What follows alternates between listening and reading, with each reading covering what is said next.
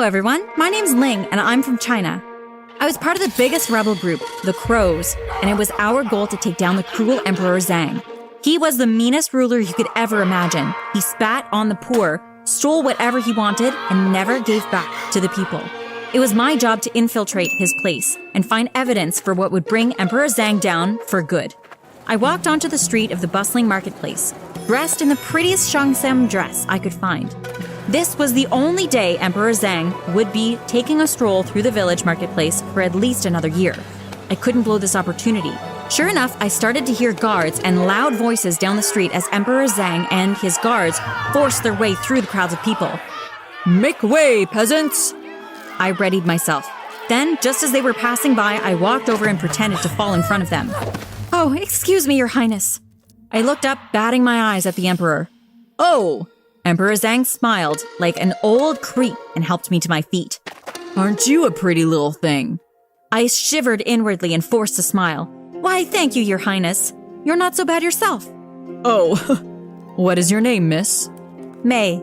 "May, where do you come from?" I looked down, faking nervousness. "Well, I have no family.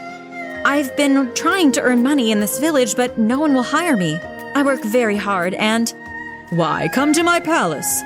We could use some beauty for a change." He leaned in to whisper, "Let me tell you, the other maids at my place are stupid old hags. We would love to have you." I tried to stop myself from punching him right in his bearded chin. "Of course, thank you." "Wei," an advisor rushed forward. "Sort out having May join our palace maid service." "Of course." Emperor Zhang then left without another word, while I watched him leave. His advisor quickly wrote down a note of instructions on how to get to the palace and when I would begin. Then he left too. I watched them turn the corner when Liu, my partner rebel member, suddenly appeared. "Well done!" He clapped me on the back. "Thanks, but the hard part isn't over yet." "No, you're right," Liu grinned. "But the fun part is just beginning too." A week later, I arrived at the Emperor's palace. It was a giant fortress of stone and red tiles. Truly beautiful.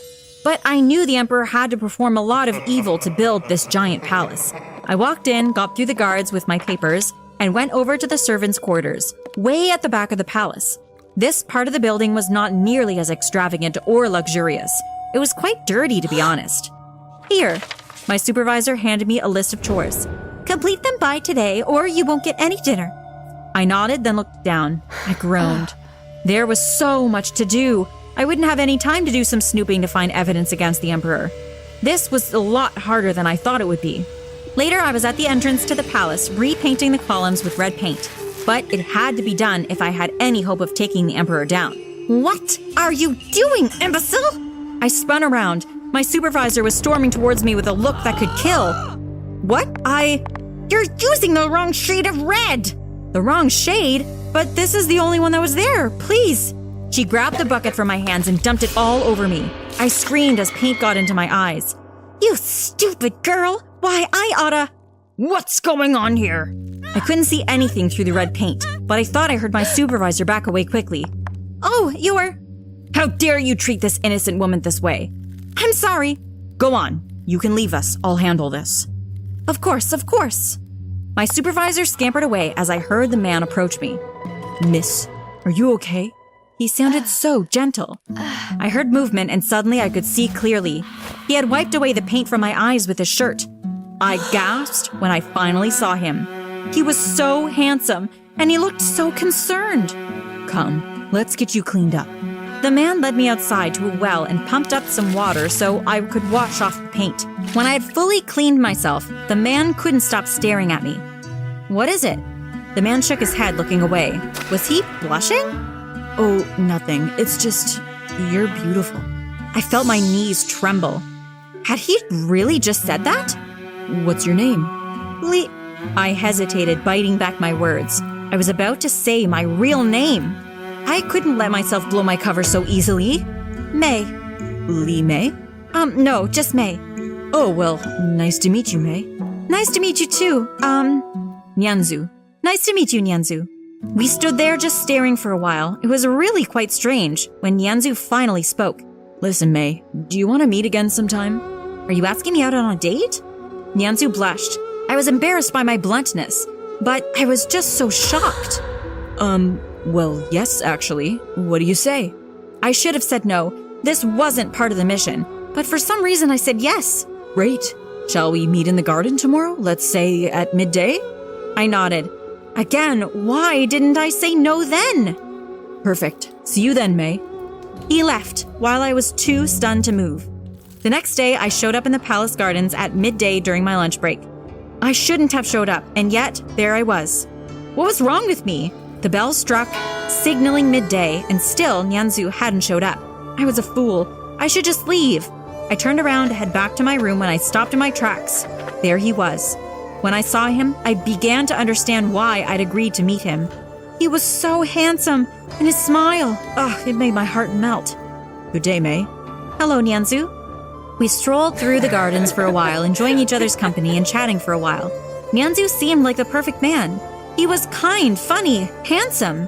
I was starting to lose track of the real reason why I was here. There was one moment, though, that was kind of strange.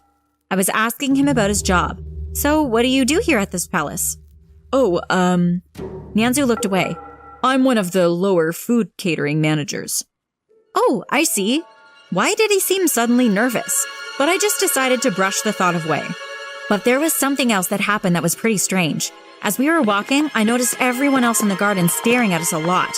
Why would they be staring at a maid and some low-level food manager like Nyanzu? It didn't make much sense. But again, I brushed the thought aside.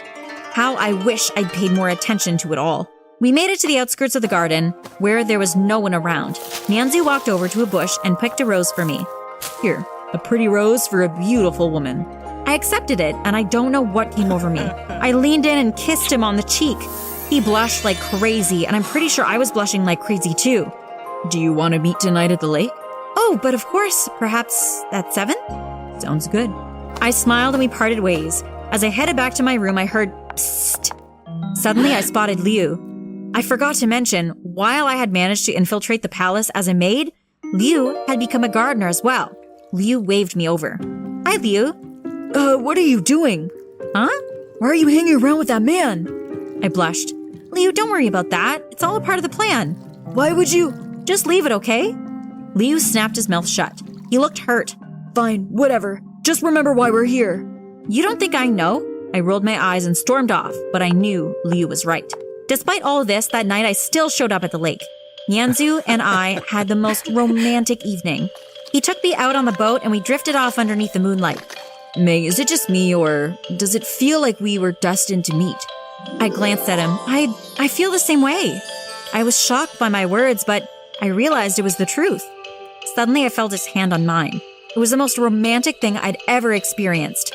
Later, we docked the boat back on land and we said goodbye. I'll see you soon. We hugged and he left. I was about to turn to head back home when Liu suddenly appeared again out of the darkness. May! No! Liu, you gotta stop doing that. Why were you kissing that man? Oh, Liu, can't you see? I'm getting closer to finding the Emperor's secrets now more than ever. How? Through Nyanzu. That man? How is he so important? What is his job? May? He's a food manager. What?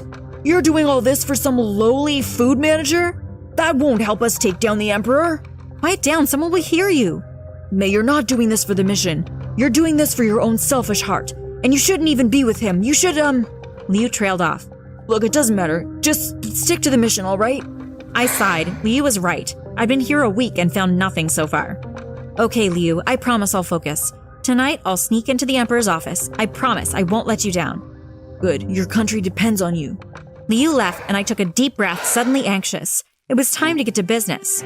That very night, I sneaked through the palace, making use of my maid attire to get past guards and the other people walking by, though there weren't that many this late at night. Finally, I made it to the Emperor's personal office. 2 guards were at the door. Instead, I climbed around the outer wall and through the window. It was almost too easy. Inside, I sifted through all the drawers until I came upon a file labeled with the words, List of Assassinated Rebels. I gasped. This was it. This was the evidence we needed that could bring down Emperor Zhang. Once the people saw how he had been killing innocent people just to maintain his rule, they would fight back against him. I reached out for the file, but right at that moment, the door to the office opened. Someone was entering. It was too late. I couldn't grab the file, so I just hid beneath the desk. I couldn't see who it was, but suddenly I heard a voice that I immediately recognized as Emperor Zhang. I'm here, son. Let me show you today's trading report. Yes, father. I gasped. That voice. I would recognize it anywhere. That was Nianzu's voice, which meant... No, it couldn't be. Nianzu was the Emperor's son? While they talked, I prayed to God they wouldn't come by to sit by the desk. They would instantly find me. Suddenly, I heard footsteps, and there was Nianzu. He went to open a drawer and made eye contact with me. Nianzu, what's taking you so long? I silently pleaded to Nianzu. Would he turn me in?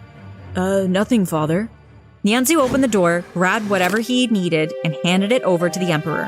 Why don't you head off first? I'll catch up. I just need to fill in some more reports. I won't be long. Well, okay, son. I'll see you later. The door closed, and it was just me and Nianzu left. I left my hiding spot and grabbed the file that could be used against the Emperor. Nianzu approached me. What are you doing here? I hesitated. Should I tell him the truth or make up an excuse? I'm part of the rebels. I came here to gather evidence that could dethrone Emperor Zhang. Nianzu just looked at me. Oh. Why didn't you tell me you were the Emperor's son? Because I didn't want you to treat me differently. Seriously? Hey now, you lied about your identity too. Listen, Nianzu, your father, he's a terrible person. He kills, steals, lies. I know. I froze. You do? Of course I do. You don't think I know? I'm the leader of your rebel group, the Crows. My mouth dropped. You are? Yes, I knew we were sending someone to the palace to infiltrate it, but I didn't know it was you. Wow, well that's perfect then. What do you mean? We can leave and... I can't leave the palace. I have to stay here so I can keep track of my father's evil schemes. But... You wretched being! We gasped as the door was flung open and the Emperor, followed by his group of guards, burst in. I suspected you were working against me. Father, The Emperor turned to me. I never should have trusted you. You bewitched me with your beauty. I was still confused. How had the Emperor known? Why had he returned to his office? How did you know we were in here? The Emperor paused, then smiled evilly. Oh, that? He pointed behind him. Your friend helped me out with that. The guard shoved Liu in front. Liu looked so guilty. Your friend was very eager to tell me about you. Liu, how could you? Liu looked so sad. Because I'm in love with you. What? You shouldn't be with him, Ling. You should be with me. But why would you betray me? You were getting too close to Nianzu. My plan was to turn you in, then break you out of prison, and we could start again. We can defeat the Emperor again, but you cannot fall in love with Nianzu. I was too stunned to speak, but I felt Nianzu grab hold of my hand. Sorry, mister, but I'm in love with Mei. Well, I'm assuming her real name is Ling. And if you'll have me, Ling, would you? I was torn. So much had transpired in such a short amount of time. But when I looked into Nianzu's eyes, I knew what I had to do. Of course, love you. Nianzu beamed. Suddenly, Emperor Zhang shrieked. Seize them! Nianzu and I nodded at each other, then the battle began. We fought the Emperor's guards in an epic kung fu battle. I kicked one of his guards in the chest, sending him flying back like a bowling pin, knocking out the other guards and Liu in the process. Nianzu dealt with the remaining guards. Then, he called me over to the windowsill. No, get back here!